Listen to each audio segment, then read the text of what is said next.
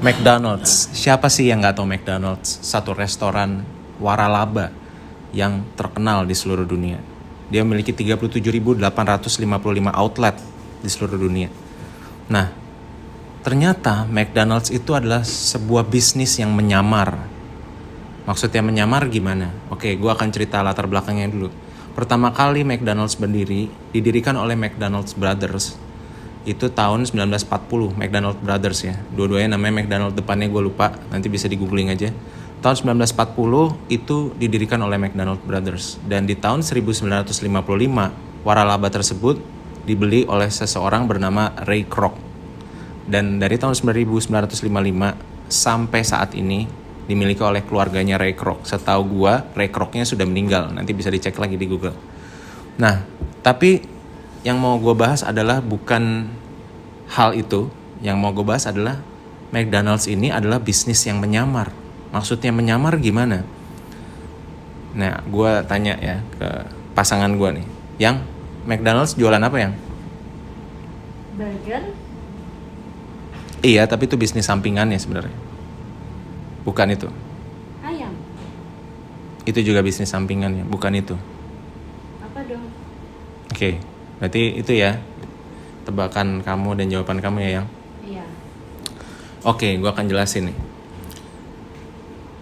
McDonald's itu sebenarnya adalah pebisnis properti. Bisnis properti terbesar di dunia. Terus semua orang bingung, pebisnis properti, kayaknya gue nggak pernah lihat McDonald's jualan properti deh.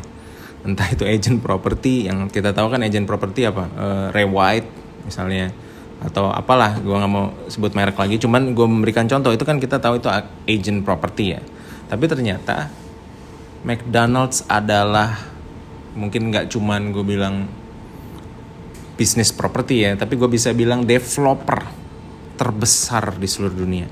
Nah, gimana caranya? Ternyata McDonald's tuh adalah bisnis developing property.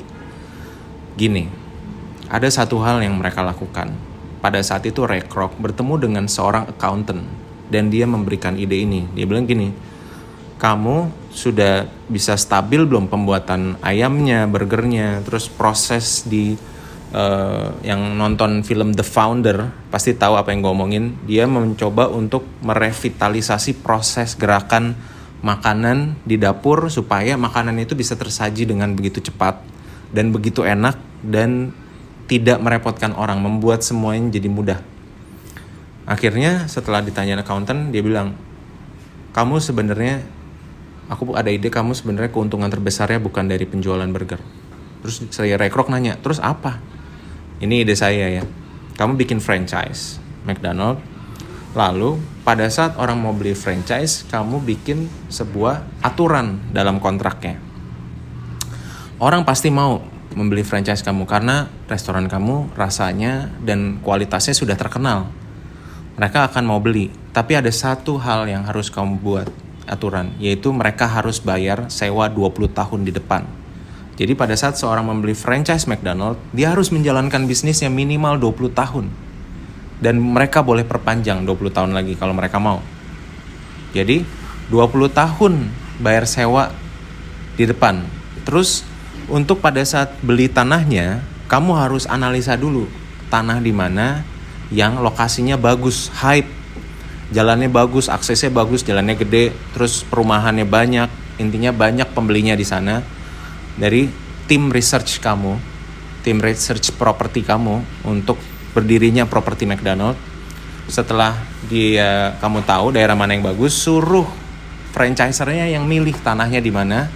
Setelah itu kamu analisa lagi tanah di situ. Pas analisa dan bagus, oke, deal, beli tanahnya di sini ya. Pada saat itu udah deal, kamu udah cek semua harga tanahnya, kamu udah cek, kamu beli tanahnya dan masukkan ke dalam perjanjian franchise bahwa franchiser harus sewa tanah itu 20 tahun di depan bayarnya. Oke, gue berikan contoh. Anggap misalnya biasanya McDonald itu berdiri di tempat yang baru mau berkembang. Gue kan salah satu adalah orang yang ada rumah di BSD ya. Jadi waktu BSD itu masih baru mau berkembang, tiba-tiba di belakang Giant, dulu masih ada Giant di BSD sebelum bangkrut ya. Di belakang Giant tiba-tiba berdirilah McDonald di situ. Padahal belum ada perumahan banyak di situ. Dia berdiri di McDonald di situ. Terus setelah itu 3 tahun setelahnya tempat itu rame banget. Ion Mall baru berdiri dan lain sebagainya, rame banget. Berarti kan udah di research tuh tempatnya, boleh didirikan di situ. Pada saat sudah deal-dealan dengan franchiser akan didirikan di situ, kamu McDonald langsung beli, kata si accountant-nya bilang gini ke Ray Kroc kan, langsung beli tanahnya dan suruh sewa 20 tahun ke depan. Oke, sekarang kita hitungan. Anggap misalnya tanahnya ini tanah baru. Gue inget banget dulu BSD harga tanahnya itu sempat masih 5 juta per meter. Terus yang di belakang Giant itu McDonald-nya sekitar 1000 meter lah persegi, 1000 meter persegi. Jadi ada parkiran, ada outlet McDonald-nya di tengah kayak biasa yang lo lihat ya McDonald. Nah, anggap 5 juta dikali 1000 meter. Itu sekitar 5 miliar. Kemudian tawarkan ke franchiser-nya setelah udah analisa tanah, bilang bayar sewanya 20 tahun di depan. Dan tahu nggak? Kira-kira ini perkiraan yang gua ngobrol dari orang-orang yang franchiser McDonald. Perkiraan di situ kira-kira tanahnya itu penyewaannya, karena kan itu lumayan jalan gede ya, boulevard ya, 3 mobil bisa lewat. Itu sekitar 250 juta setahun kalau ada bisnis di situ sewa. Jadi 250 juta setahun langsung bayar 20 tahun di depan, which is berarti 5 miliar. Tadi harga tanahnya 5 juta dikali 1000 meter. Harga tanahnya juga plus minus 5 miliar hasilnya. Jadi pada saat franchiser signing, McDonald langsung beli tanahnya, bukan pakai duitnya McDonald, pakai duit franchisernya, tapi tanahnya itu hak milik McDonald. Yang sekarang di Indonesia harusnya udah dibeli Teh Botol Sosro, PT-nya. Tapi intinya setiap McDonald beroperasi di setiap negara, mereka melakukan hal itu. Orang disuruh bayar sewa di depan 20 tahun, akhirnya duit sewanya itu buat beli tanahnya. Tanahnya jadi hak milik McDonald. Jadi McDonald nggak pakai uang untuk beli tanahnya, pakai uangnya orang, franchisernya. Dan itu berjalan sampai 37.855 outlet. Anggap kita kali 1 miliar aja deh harga tanahnya ya. 37.855 outlet kali 1 miliar misalnya. Berarti 37.855 miliar. Hampir 40.000 miliar, which is 40 triliun. Ya, contoh nih. Mungkin harga tanah di luar kan lebih mahal dari 1 miliar untuk yang 1000 meter. Dan di Indonesia pun udah susah. Kalau misalnya 5 miliar, kali aja 5 kali lipat. Kali aja 5 kali lipat dari hitungan tadi.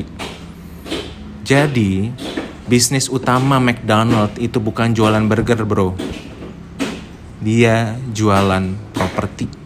Dia beli propertinya, tanah itu. Kalaupun misalnya 20 tahun orang yang nggak perpanjang, tinggal dijual tanahnya. Kalau nggak mau posisinya di situ lagi karena nggak terlalu laku.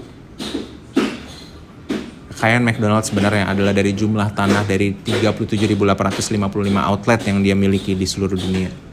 Sebenarnya McDonald adalah bisnis property developer. Itu aja dari saya. Hari ini gue jelasin tentang McDonald dan Starbucks. Kalau misalnya ada pertanyaan atau ada permintaan gue bahas apa, tulis di kolom komentar.